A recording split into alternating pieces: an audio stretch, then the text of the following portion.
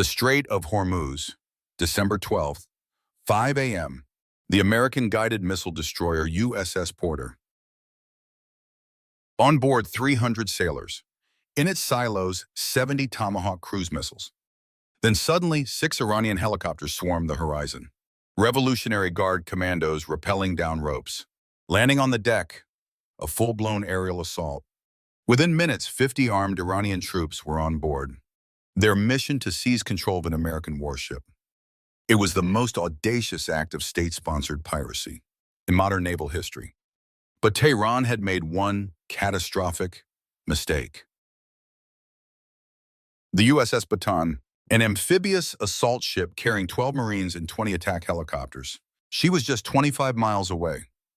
What happened in the next 42 minutes would become the most violent naval confrontation between America and Iran since 1988.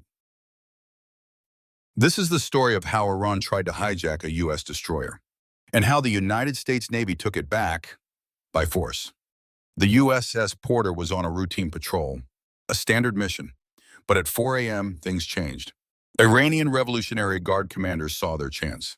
Their plan was not to sink the ship, it was to capture it, to seize an American destroyer, hold the crew hostage, and force Washington to the negotiating table.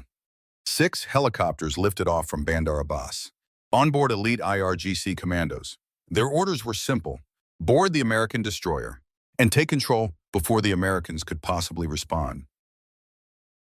5 a.m. The Porter's radar lit up. 6 contacts, closing in, fast. Commander Sarah Mitchell sounded the combat alert. General quarters, all hands to battle stations. But then came a message from the Iranians. American warships stand down immediately. Prepare to be boarded for a safety inspection. A safety inspection on a U.S. destroyer in international waters. Commander Mitchell's reply was ice cold. Negative. You are not authorized to board this vessel. Maintain your distance or you will be engaged as hostile. The Iranian response came back instantly. We are acting under Iranian maritime law. Comply immediately. By now, they were directly overhead. Mitchell had to make a split-second call. Open fire and trigger an international incident. It was a fatal miscalculation. The ropes dropped. Iranian commandos swarmed the deck. 10, 20, 30, then 50.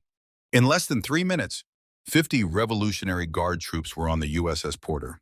This was no inspection, it was a seizure. They moved on the bridge. They moved on weapons control. An Iranian colonel burst in. You are under arrest. This ship is seized. But Commander Mitchell stood calm. His hand was on the radio. USS Bataan. This is Porter. We have been boarded by Iranian forces. 50-plus hostiles. They are attempting to seize this vessel. Request immediate assistance. The response was instant. Porter, this is Bataan. Marines are launching in 2 minutes. Hold your position. Help is on the way. At 0500 hours, the USS Bataan screamed to combat readiness. At 0552, 12 AH-1Z, Viper attack helicopters were in the air, armed with Hellfire missiles and 20mm cannons. Moments later, 8 Ospreys followed. Each one carried 20 Marine Raiders, 160 Marines in total, and providing top cover 4 F-35B stealth fighters. It was the largest American combat aviation package, launched in the Persian Gulf in decades. On the Porter, the Iranians believed they had won. The crew was detained. The Iranian flag was being raised.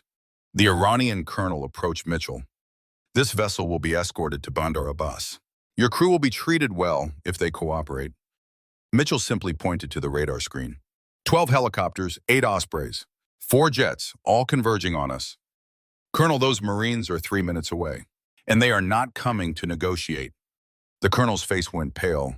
He grabbed his radio, shouting in Farsi to his command. We need air support. We need air support now. American helicopters are approaching. The reply from Iranian command was grim. No air support available. Evacuate immediately. It was too late. At 0602 hours 12, Vipers arrived over the Porter dot model. There would be no warnings. Only the shriek of Hellfire missiles leaving their rails. In an instant, 3 Iranian helicopters vanished, erupting into massive fireballs. Their burning wreckage rained down into the Gulf. Of the 3 that fled, 2 more were swatted from the sky. Out of 6 helicopters, only 1 escaped the steel trap. Just 1 survived. On the deck below, the Iranian commandos watched their only way out disintegrate. They were now stranded on a U.S. Navy destroyer, stalked from above by American attack helicopters. At 05:30 a.m., the real storm arrived, the Ospreys. 8 massive aircraft circling like vultures, their ramps already down. A voice boomed over the loudspeakers. Iranian forces, you are surrounded. Lay down your weapons. You have 60 seconds. The Iranian colonel did the math. 50 commandos against 160 Marines, plus gunships, and F-35 circling high above. He made the only call he could. He ordered his men to stand down. At 05:32 a.m., rifles clattered onto the deck. Hands went up, but for Commander Mitchell, this was not over. Colonel Hosseini, he broadcast, you attempted to seize an American warship. Before your men are taken into custody, you will surrender this force to me personally, on camera. At 05:35 a.m., flanked by U.S. Marines, with drones recording his every move, the colonel complied. I am Colonel Reza Hosseini. I surrender my forces to the United States military. We were following orders, but this was a fatal mistake. All 50 commandos were zip-tied and secured. The threat was neutralized. Navy SEALs swept the destroyer, ensuring it was secure. Commander Mitchell ordered the American flag raised once more. It took just 42 minutes. From start to finish, the USS Porter was back under American control. The final count, 50 Iranian prisoners, 5 helicopters destroyed. The operation was a stunning success. At 5 a.m., 50 Iranian commandos boarded the USS Porter. By 5:42 a.m., less than an hour later, their air support was eliminated. All 50 invaders were captured and the ship was retaken. Today, the USS Porter is back on patrol.